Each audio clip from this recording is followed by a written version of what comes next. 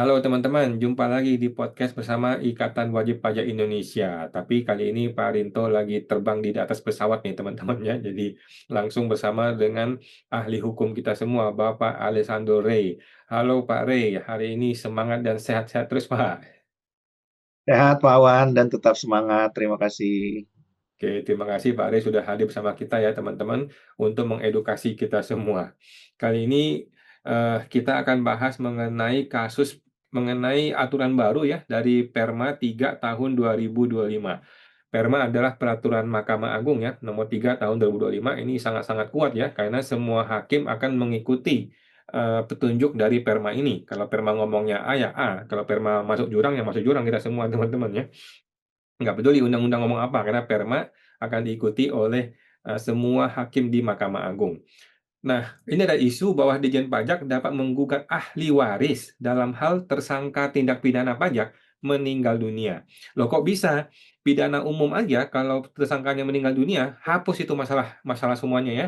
Soeharto meninggal selesai semuanya. Siapa lagi itu kasus orang-orang meninggal ketika masuk pidana meninggal selesai semua kasusnya. Tapi kalau dalam dunia tindak pidana pajak tidak selesai, ahli waris bisa digugat oleh DJP ya, Ditjen Pajak.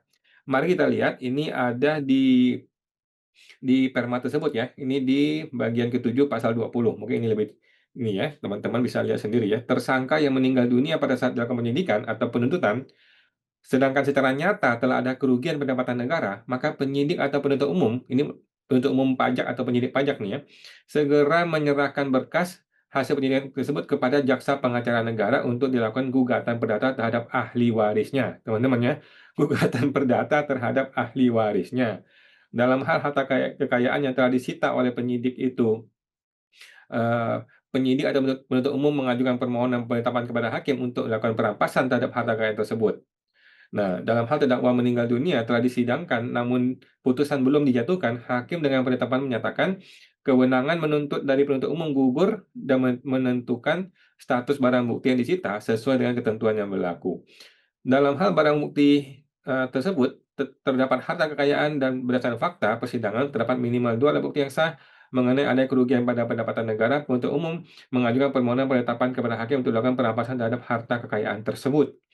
Oke, nah ini jadi dari sinilah muncul isu bahwa cilaka nih petugas pajak nih bisa merampas harta dari para ahli waris ketika orang tuanya meninggal gitu ya, ketika terkena masalah pidana pajak. Nah, ini menjadi ngeri-ngeri sedap nih teman-teman ya. Ternyata pajak itu segitu seramnya dan segitu menakutkannya ya. Bagaimana mungkin ahli waris kok diminta pertanggungjawaban dosa dari orang tuanya secara hukum pajak. Nah, kita langsung tanya ke Pak Rey nih. Bagaimana nih Pak Rey ini mengenai Perma 3 2025 ini hubungannya dengan tanggung jawab ahli waris terhadap permasalahan pidana pajak dari orang tuanya. Silakan Pak Rey. Ya, terima kasih Pak Wan pertanyaannya. Ini menarik ya. Kita akan mendiskusikan, tapi tentunya dalam konteks pemahaman yang singkat dan sederhana ya. Tentunya kalau mau didetailkan, ada materi khusus mengenai itu ya, khususnya di bidang hukum pajak. Tapi yang saya mau sampaikan, Pak Awan, sesuai dengan pernyataan yang Pak Awan baca tadi ya di dalam Perma 3 2025, khususnya tadi di pasal 20 ya. Nah, maka di sana disebutkan secara jelas kalau kita mau merangkum, artinya utang pajak itu kan tidak akan pernah lunas, Pak Awan. Dan rekan-rekan wajib pajak kecuali memang dibayar secara penuh ya. Jadi utang pajak itu ya tetap utang. Sama dengan utang-utang pada umumnya ya, baik itu utang keperdataan ya maupun juga apa utang-utang ya dalam konteks warisan gitu ya atau wasiat. Jadi kalau kita bicara utang pajak sebenarnya prinsipnya sama saja ya. Hanya bedanya krediturnya adalah pemerintah begitu ya. Nah, berbeda dengan utang privat ya krediturnya kan pihak-pihak tertentu. Ya, tapi kalau utang pajak krediturnya adalah pemerintah. Nah, oleh karena itu utang pajak itu intinya tetap menjadi tanggung jawab daripada wajib pajak. Kalau kemudian wajib pajaknya tidak bisa membayar, Pak Awan, maka ada penanggung pajak. Nah, penanggung pajak ini termasuk di dalamnya adalah ahli waris. Jadi kalau misalnya wajib pajaknya orang pribadi, maka penanggung pajaknya ya ahli waris. Kalau kemudian wajib pajaknya badan, maka penanggung pajaknya adalah pengurusnya, begitu ya. Tapi kalau pengurusnya juga tidak bisa membayar, maka pengurus itu kan juga punya ahli waris. Maka ujung-ujungnya ahli waris juga yang harus membayar. Nah, di dalam Perma 3 2025 itu jelas di sana mengatur bahwa putusan pidana tidak menghapus utang pajak, ya. Bahkan kalau WP sudah mengakui sekalipun, kalau utang pajaknya masih ada, yang dikejar oleh pemerintah itu kan utang pajaknya. Pemerintah tidak memerlukan badan daripada si WP-nya, ya. Pemerintah tidak menginginkan WP itu di penjara gitu ya atau dikurung. Pemerintah juga tidak menginginkan menghabiskan biaya bagi WP yang dikurung atau di penjara dengan menganggarkan biaya makan atau biaya tinggal mereka gitu ya. Karena pemerintah pada prinsipnya membutuhkan pemasukan atau penghasilan ya dalam bentuk pajak. Sehingga kalaupun pidananya itu tetap dilanjutkan apabila utang pajak sudah dibayar, maka yang dikenakan sanksi pidananya adalah denda ya, bukan lagi kurungan atau penjara. Tapi kalau tidak dibayar, maka pidananya bisa berupa kurungan atau penjara ditambah denda. Nah, kembali ke Perma 3 2025 tadi, Pak Awan dan rekan-rekan WP, bahwa utang pajak itu memang lebih sadis daripada utang yang lain. Kenapa begitu, Pak Awan dan rekan-rekan WP? Karena hanya utang pajak yang punya konsekuensi pidana.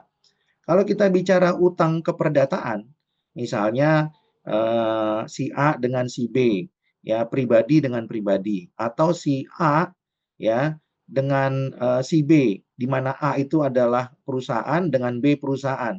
Itu semua hubungan hukumnya adalah keperdataan, utang piutang.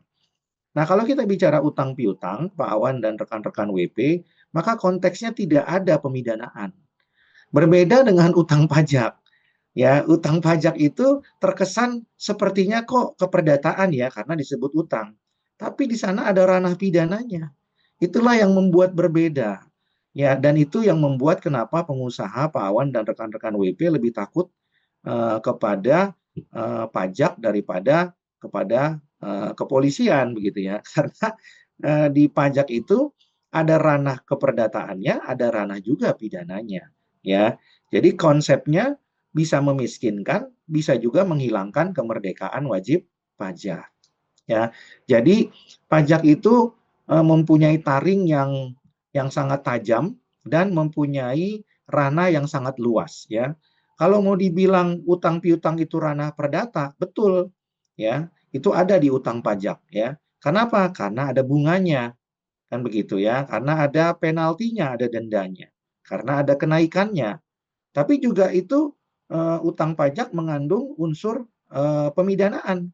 Kenapa? Karena ada kurungannya dan karena ada penjaranya. Nah, jadi dia tidak murni ya masuk ke ranah hukum perdata, dia juga tidak murni masuk ke ranah hukum pidana ya. Namun dia juga masuk ke ranah hukum administratif ya. Jadi setengah perdata, setengah pidana dan juga ditutup atau di cover dengan administrasi. Nah, jadi hukum pajak itu sangatlah sangatlah apa ya komprehensif begitu ya. Jadi dia itu ada di ranah hukum administrasi, ada di ranah hukum perdata, ada juga di ranah hukum pidana. Nah, kemudian yang perlu saya sampaikan bahwa tentunya hukum pajak itu tadi saya katakan karena ada di mana-mana, maka perlakuannya sangat khusus atau spesialis ya. Nah, ini yang kurang bisa dipahami oleh WP termasuk juga oleh praktisi hukum ya. Dan juga mungkin termasuk di dalamnya advokat. Karena kalau praktisi hukum bicara utang, piutang Pak Awan dan WP, rekan-rekan WP, kita bicaranya ya ranah keperdataan ya. Ranah keperdataan itu ya tentunya hanya berkaitan dengan masalah kewajiban membayar. Kalau nggak dibayar dikenakan sanksi administrasi. Ya, sebatas itu saja. Tapi karena ini masuk ke ranahnya hukum pajak, maka itu diperluas sampai ke ranah pidana.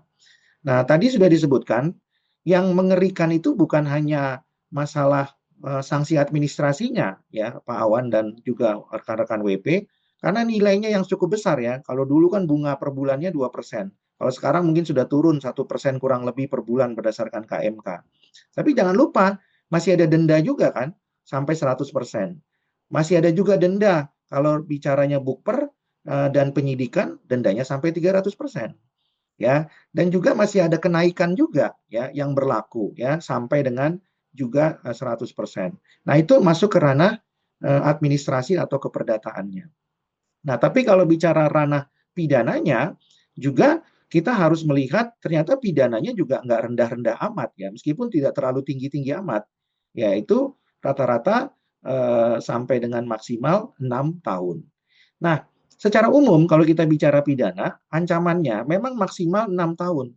Tapi ya ke depannya akan ada potensi ya Pak Awan di mana tindak pidana perpajakan itu menjadi predicate crime.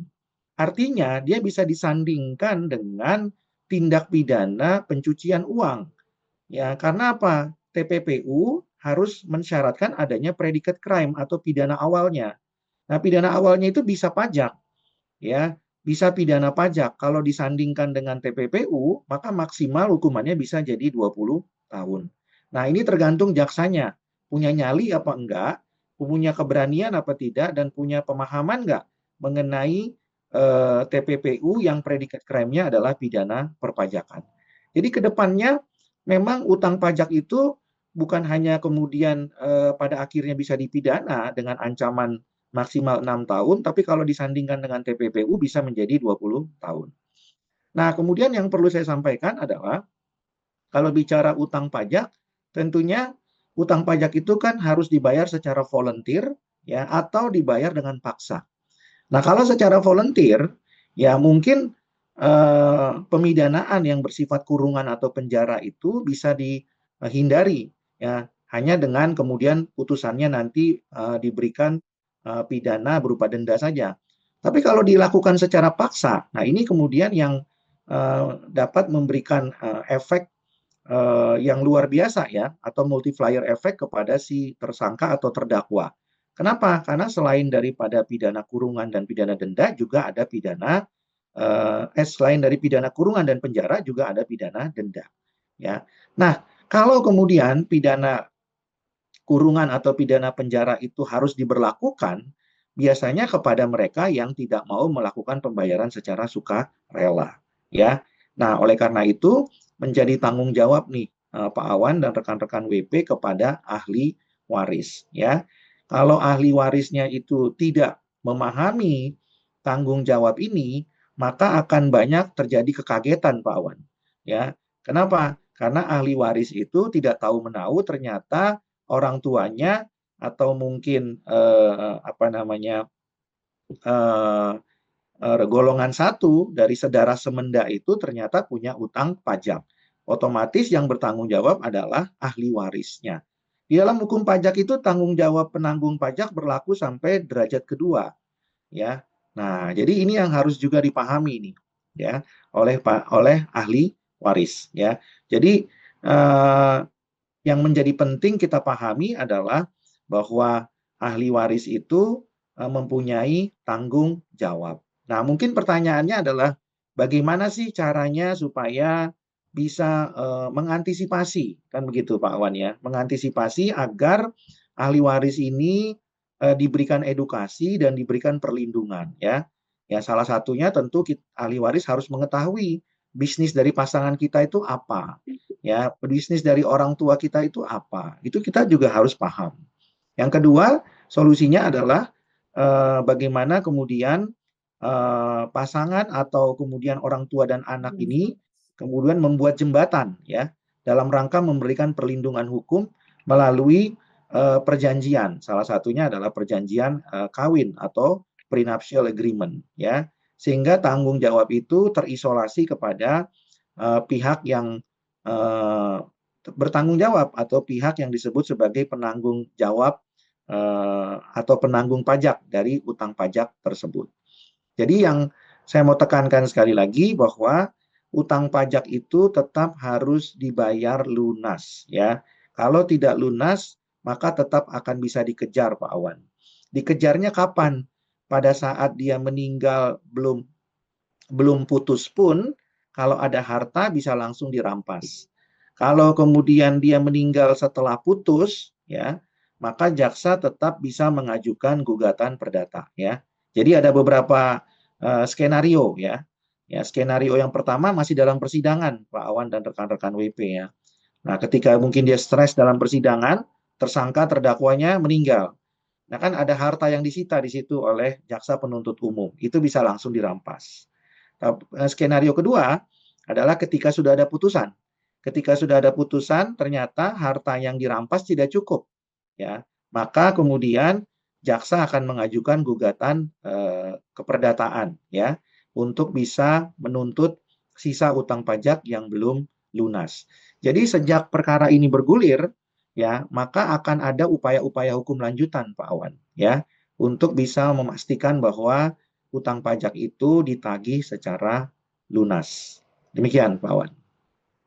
Oke, thank you Pak Rey. Jadi kalau ahli waris tidak tahu menahu mengenai kasus ini, tiba-tiba dia dituntut secara perdata oleh DJP, bagaimana skenarionya, bagaimana caranya ahli waris bisa membebaskan diri dia dari masalah orang lain ini, Pak?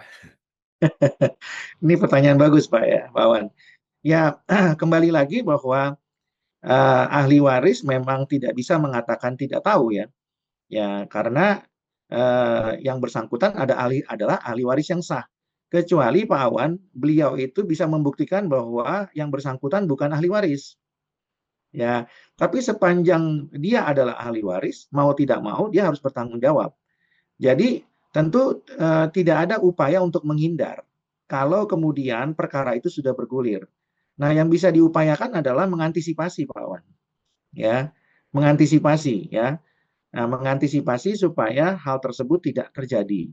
Kalau ternyata perkaranya sudah bergulir di PN, lalu kemudian tersangka terdakwanya meninggal atau meninggal setelah putusan, ya mau tidak mau hartanya harus disita dan kalau tidak lunas beralih kepada ahli waris, ya. Jadi yang bisa dilakukan upaya preventif, Pak Awan, bukan upaya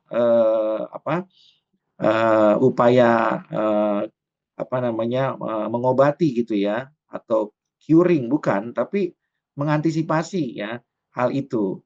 Karena kalau sudah terjadi ya tidak bisa dimundurkan begitu, ya. Dan lagi pula kan sangat susah bagi seseorang untuk mengatakan saya bukan ahli warisnya, itu kan sangat sulit sekali, ya. Kecuali ada putusan pengadilan begitu, Wawan, ya. Oh, saya bukan ahli warisnya gitu. Tapi kalau DJP pasti punya data, ya kan, bahwa yang menjadi ahli waris itu siapa. Karena kan mereka apalagi sekarang kan, kalau dulu aja dengan portal DJP online bisa ketahuan, Pak Wan, apalagi dengan Cortex sekarang, itu sangat mudah sekali. Jadi mungkin Pak Awan bisa memberikan edukasi kepada para WP dan ahli warisnya, ya, bahwa berbisnis itu janganlah berbisnis apa secara hengki-pengki, ya. Artinya berbisnislah dengan benar gitu, ya. Nah, kemudian buatlah laporan keuangan yang benar, kemudian melaporkan dengan benar begitu, ya. Karena pada akhirnya memang negara tidak mau kehilangan potensi, ya, even Rp1 pun, ya. Nah, jadi kembali lagi ini adalah seruan kepada seluruh WP dan ahli waris atau penanggung pajaknya untuk bisa menjalankan bisnis itu dengan tata kelola yang baik, ya. Good corporate governance, ya, supaya menghindari atau meminimalisir resiko, Pak Wan, ya. Nah, bukan hanya resiko administratif tapi juga resiko pidana. Demikian, Pak Wan. Baik, terima kasih Pak Rey.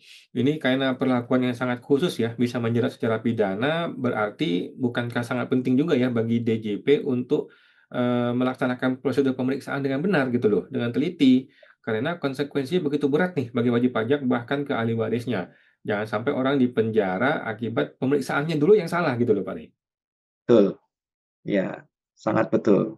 Dan saya menyarankan Pak Wan, mungkin Pajak Smart bisa melakukan seminar atau webinar mengenai ini begitu, ya. Karena tadi saya katakan upayanya lebih banyak preventif, ya, dibandingkan dengan curing tadi atau mengobati.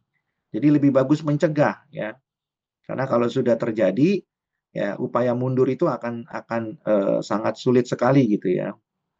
Ya, tapi itulah kemudian yang menjadi apa namanya seruan bagi WP dan penanggung pajak agar lebih memiliki tata kelola perusahaan yang lebih baik.